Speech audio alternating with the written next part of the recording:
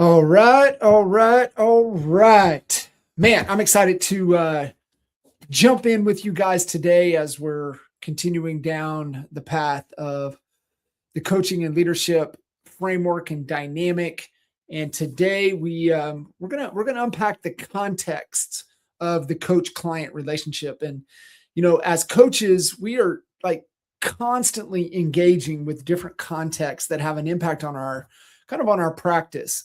We're navigating different circumstances and dealing with individuals with unique motivations.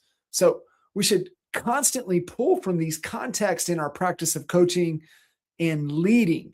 Whether it's a struggle over resources or a disagreement about ideal outcomes, these contexts are always in play. Ultimately, we need to embrace these contexts and learn how to successfully navigate them both in our interactions with clients and the people we lead. With the right skills and strategies in place, we can always pull insights and inspiration from these ever present contexts, helping us coach and lead more effectively. So let's dive in. There's going to be 5 contexts that I want to dive into that are also going to be, that you flow in and out of in every interaction with clients, with your team, with individuals, whether you're coaching or leading. And so let's dive right in. Number 1, remember, 2 ears and 1 mouth for a reason, right? Sometimes we just need to shut up and listen. We know that communication is key. And as coaches, we have to listen to the words that are happening in our conversation. Active listening involves not just hearing what the client is saying, but also taking the time to understand their message. Remember, it's always layers deeper. We have to listen for the meaning of what's really going on and what's the underlying issue.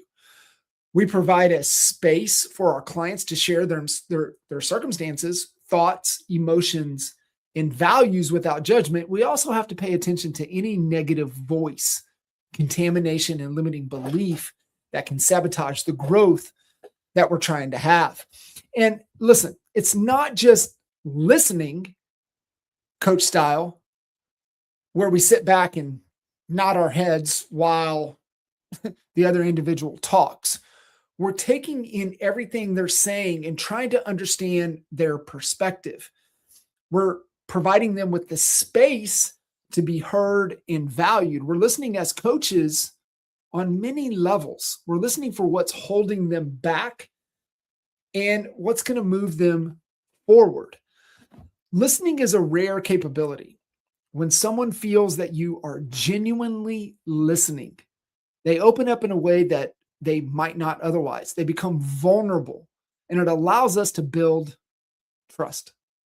They become vulnerable and allow you to see into their hearts and minds, giving you a peek behind their carefully constructed facade. Through listening, we are able to build trust with others, an essential component to any healthy relationship. The ability to truly listen can bridge the gaps between people and take your interactions to the next level. So we must put in the effort to become great listeners and reap the rewards in our relationships. Context number 2, trust your gut. This is an alignment to your values. We all have this energy about us, and we've all been in a situation with another human being where something just didn't quite feel right. Can't quite put our finger on it, yet it's that innate sense that tells us when something feels right or wrong. It's usually the unspoken. This is what makes it hard to build trust because you don't feel authenticity. Establishing trust is often easier said than done, especially when there is an unspoken element lurking beneath the surface. This is where our energy is off, our intuition kicks in. Our hunches, our gut feeling kicks in most of the time is when we're around someone who is not congruent to who they say they are. They're just out of alignment of their personal values. So another is being clear on what they value. Are they living in alignment to those values? That's where the energy stays consistent and the negative energy doesn't kick in.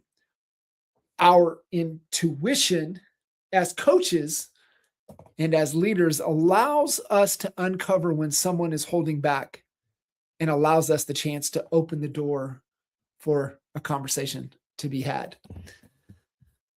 So, context number 1, 2 ears, 1 mouth.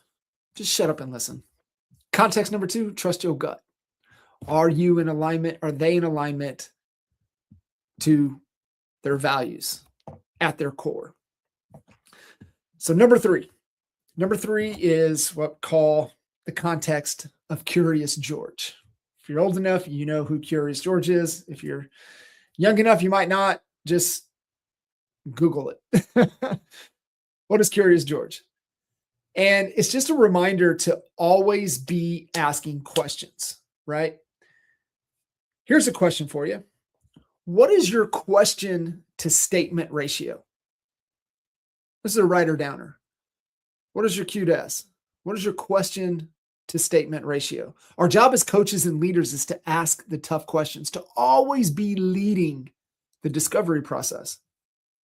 Staying curious and asking questions allows us to uncover answers and draw out the true meaning of what someone is wanting to accomplish. It allows us to help the person we're leading come to their own conclusions, change the way they think, they're enforced, and reinforce new beliefs and more powerful emotions that are going to drive stronger behaviors to get the results they want.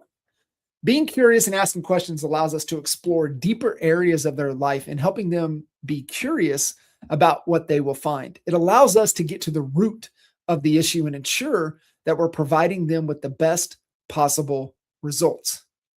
Asking powerful questions allow for powerful breakthroughs to happen. Can't get through the breakthroughs without the powerful questions. When we stay curious, those that we are coaching and leading become curious about themselves, becomes contagious. This process of self-discovery can be both empowering and transformative, leading to breakthroughs that would not have otherwise been possible. What's more, asking questions also allows us to stay curious about our clients in their unique circumstances. This curiosity helps to create a safe space where clients feel comfortable exploring new ideas and trying new things. How curious are you? And most importantly, what is your question to statement ratio? Context number 4. Man, learn like you're going to live forever. This is so important because it's all about growth. Personally and professionally, in your team kickoff every week, every Monday, if you're with your team, you're doing a kickoff, you better start every meeting, personally and professionally. What are you committed to? What are you learning? We touch on this for whatever topic right now. We're in build mode with AI. So everything revolves AI first. It's our thought partner. How are we using it? How are we using it to, remove just mundane tasks? I tell my team all the time, the first person to replace themselves with AI wins, right? So you're going to move on to bigger and better things with us if you can work yourself out of a job description.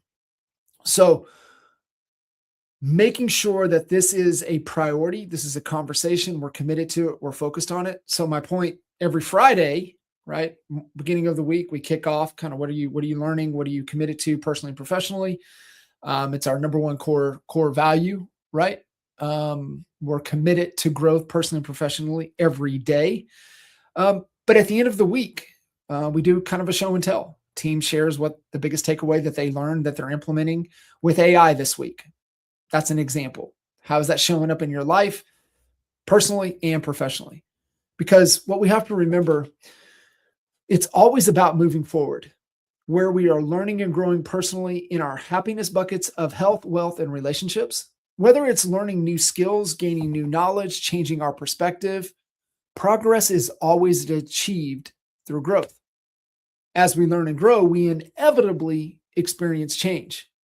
So continuing to learn and taking action is a combination of courage and change. As the proverb says, you're either growing or you're dying.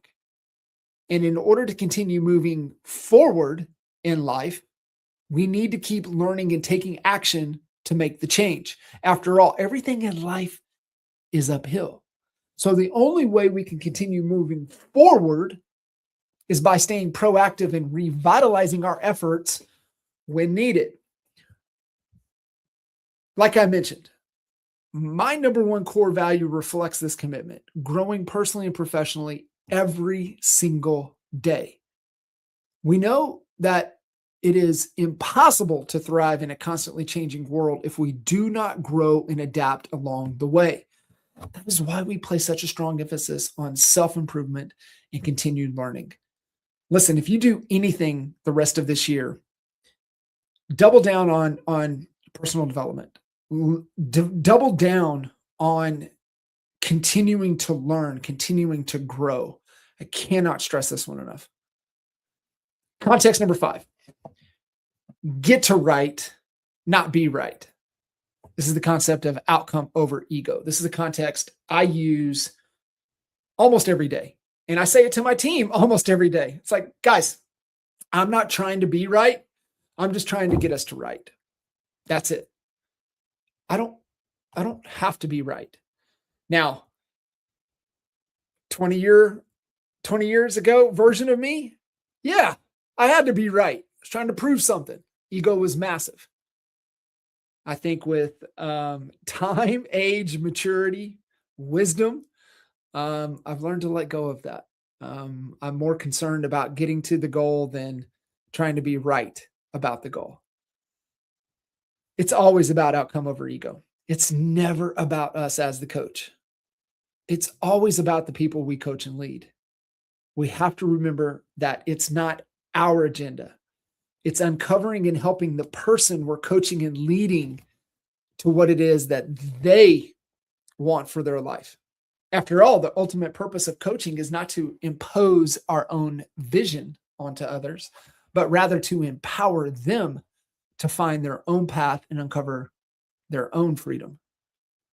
We have to get out of the way, which is not easy, especially when we're in a situation where we really care about that other person.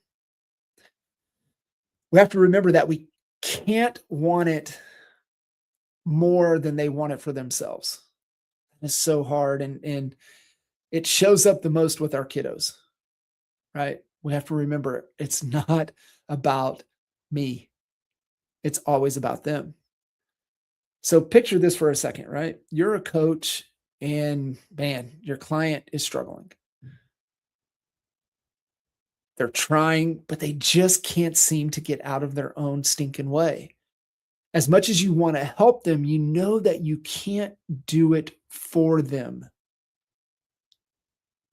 You have to let them find their own way.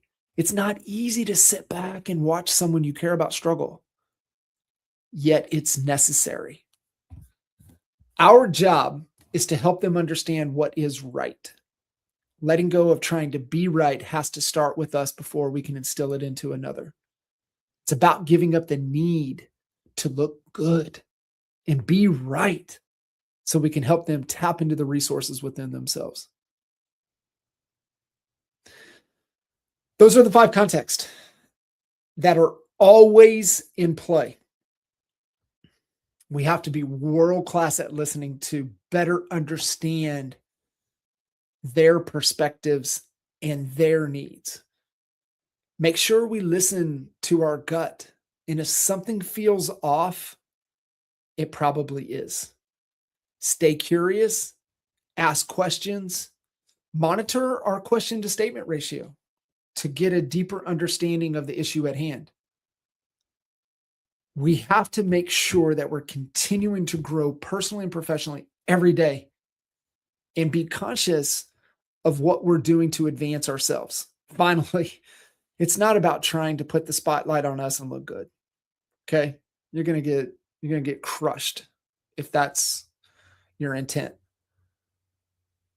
What the intent must be, it's about getting to what is right and leading our clients to discover their own path to freedom. Those are the 5 contexts, always in play, always present, and extremely important for us to utilize, model, and pass on to the ones we're leading.